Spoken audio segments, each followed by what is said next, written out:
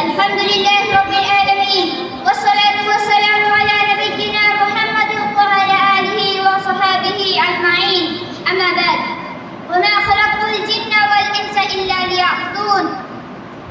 عزیز دوستو، ایک بنیادی بات جو میں آپ لوگوں کو بتانا چاہتا ہوں وہ یہ ہے کہ عبادت جتنی بھی ہو، چاہے وہ نماز کی صورت میں ہو، چاہے وہ رمضان کے روزوں کی صورت میں ہو، چاہے وہ زکوٰۃ و صدقات کی صورت میں ہو، چاہے وہ حج کی صورت میں ہو، البتہ جب تک آدمی کا عقیدہ درست نہ ہو تب تک ان عبادت کا انسان کو قیامت کے دن کوئی فائدہ نہ پہنچ سکتا.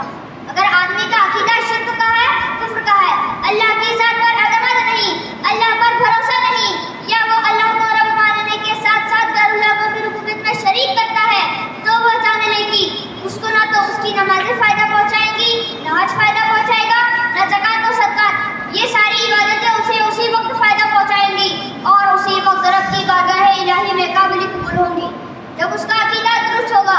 عقیدہ کی درستگی کے بغیر کوئی بھی عبادت بارگاہ الہی میں قبول نہیں. میرے اسلامی بھائیوں، عقیدہ کی بنیاد دو چیزوں پر ہے.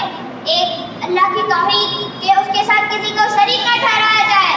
دوسری، محمد صلی اللہ علیہ وسلم کی رسالت و نبوت کے اس کی رسالت و نبوت میں کسی کو شریک نہ کیا جائے. اگر انسان اس کی رسالت و نبوت میں کسی کو شریک کرتا ہے تب بھی عبادت کا کوئی فائدہ نہیں، کیونکہ عقیدہ کی مثال ایک بنیاد کی ہے. عمارت جتنی چاہے اتنی اونچی کھڑی کر دی جائے، اگر اس عمارت کی بنیاد درست رہی تو اس عمارت کا کوئی فائدہ نہیں. اسی طرح جتنی بھی عبادتوں کی عمارت کھڑی کر دی جائے، اگر اس عمارت کی بنیاد درست نہیں تو یہ عمارت کا کوئی فائدہ نہ دنیا میں ہے نہ آخرت میں ہے. اسی طرح ربی ذوالجلال نے قرآن میں 18 نبیوں کے نام لے کر اشارہ کیا کہ لوگوں سنو، وَلَوْ أَشْرَكُوا لَحَبِطَ عَنْهُمْ مَا كَانُوا يَعْمَلُونَ. ابراہیم خلیل اللہ، اسماعیل ذبیح اللہ، موسیٰ کلیم اللہ اور عیسیٰ روح اللہ جیسے اولو العزم انبیاء پیغمبر بھی اگر شرک کرتے تو ان کی ساری نبوتیں ختم ہو جاتی اور ان کے سارے اعمال ضائع ہو جاتے. اسی طرح ربی ذوالجلال نے امام الانبیاء سرور کائنات جناب عربی محمد صلی اللہ علیہ وسلم کو مخاطب کرتے ہوئے فرمایا، لئن اشرکت لیحبطن عملک ولتکونن من الخاسرین.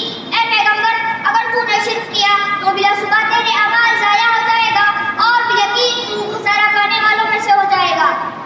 میرے اسلامی بھائیوں، اگر محمد صلی اللہ علیہ وسلم کی یہ کیفیت ہے تو باقی کون ہے جو چاہے سو کرے؟ لوگ کہتے ہیں کہ جی نماز تو پڑھتا ہوں، روزہ بھی رکھتا ہوں، حج بھی کیا ہوں. سن لو، نہ ایسی نماز پڑھنے کا کوئی فائدہ ہے، نہ ایسے روزے رکھنے کا کوئی فائدہ ہے. ایسی عبادت کرنے والوں کی کوئی عبادت نہیں. عبادت تو ابو جہل بھی کرتا تھا، روزہ بھی رکھتا تھا، حج بھی کرتا تھا اور شرک بھی کرتا تھا. مکہ کے سبھی مشرک زکوٰۃ و صدقات و خیرات کرتے تھے اور سب سے بڑی بات تو یہ تھی کہ کعبہ میں رہتے تھے اور اس کے متولی تھے. لیکن اللہ نے فرمایا کہ شرک کی وجہ سے یہ ساری عبادتیں ان کو قیامت کے دن کوئی فائدہ نہ پہنچا سکتی. فرمایا وَمَأْوَاهُمْ جَهَنَّمُ وَبِئْسَ الْمَصِيرُ، اور ان کا ٹھکانہ جہنم ہے اور وہ بری جگہ ہے. میرے عزیز ساتھیو، ایک اللہ کا عقیدہ کہ اس کے ساتھ کسی کو شریک نہ کیا جائے، اور دوسرا عقیدہ محمد صلی اللہ علیہ وسلم کے بارے میں کہ آپ کے مقابلے میں کسی دوسرے کی بات قبول نہیں کی جا سکتی.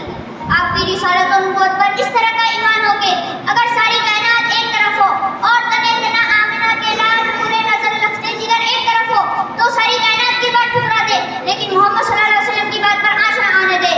اور لیکن آج معاشرے میں چھوٹی چھوٹی جماعتیں اور چھوٹے چھوٹے فرقے اپنے اپنے گروہ بنا رکھے ہیں اور مخاطب کی آنکھوں میں اس طرح کا دھول جھونکتا ہے کہ اللہ کے نبی محمد صلی اللہ علیہ وسلم کی بات صاف صاف سامنے ہوتی ہے لیکن اسے سننے کے باوجود کہتے ہیں ہمارے مولوی نے تو یوں کہا ہے، ہمارے امام نے تو یوں کہا ہے، ہم اسے کیسے چھوڑ دیں؟ حدیث چھوٹ جائے ٹھیک ہے، لیکن امام کی بات چھوڑنے کے لیے کسی بھی طرح سے تیار نہیں ہوتے. صرف یہی نہیں بلکہ اس بات کو لے کر بیٹھے ہیں کہ ہمارا امام غلطی کیسے کر سکتا ہے. اور آج یہی امت کی گمراہی کا سب سے بڑا سبب کھڑا ہوا ہے. اسی لیے میرے بھائیوں، ضرورت اس بات کی ہے کہ جب ہمارے سامنے اللہ اور اس کے رسول کی بات آ جائے تو ہمیں اس کو مان لینا چاہیے. اسی میں دنیا اور آخرت کی بھلائی ہے.